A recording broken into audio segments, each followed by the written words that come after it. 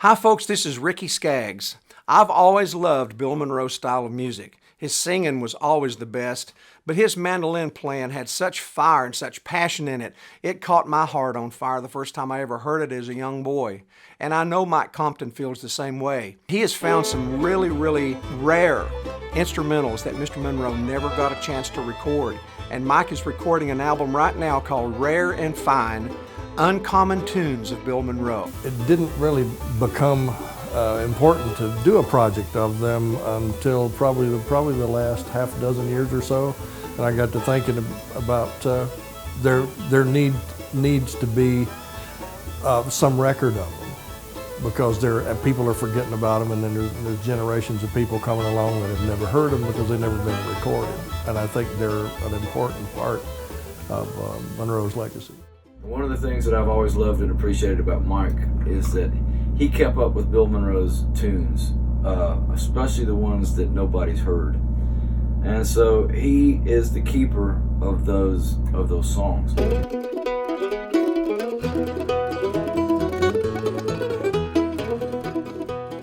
Trying to play his music had changed the whole course of the way I had lived my life up until that point.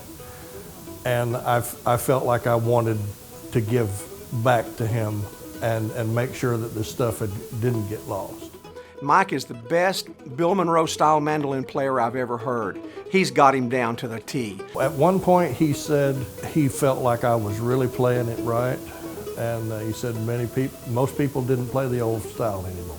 To me that felt like winning Wimbledon or something. I thought, well, what am I going to do now? It immediately won me over to his side when he said that, and I wanted to give it back.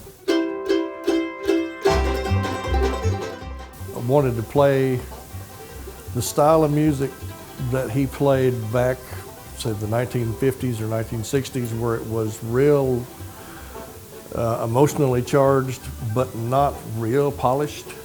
Something where it would just really grab you and not let you go.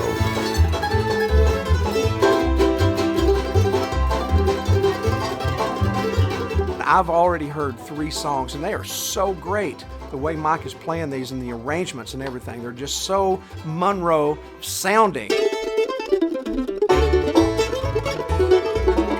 It's music without decorations and frills. It's real high emotional content. A straightforward story with not many decorations. It's the culture of people that invented the music and played it, lived hard lives. It wasn't manly to show your feelings in public, but it was okay to cry on stage. It was okay to cry in a song or play a waltz or play something pretty and just get it out of your system.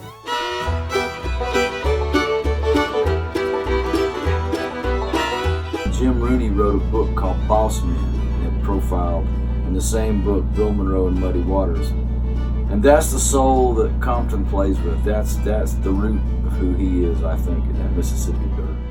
I made an effort to play all of these as straightforward as I could without too much embellishments on my part, because what I wanted personally was to just put Bill's melodies out there and make them to where they would be as close to the way he played them as I could get them, and make them easy to understand so people can learn them. I really think that this is going to inspire another generation of young mandolin players for the future, because this is important to keep his legacy alive.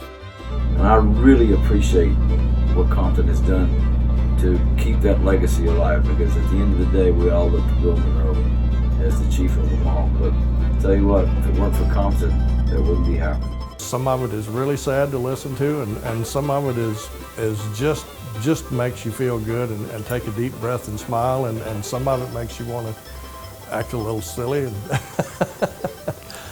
I don't know. There's a lot there.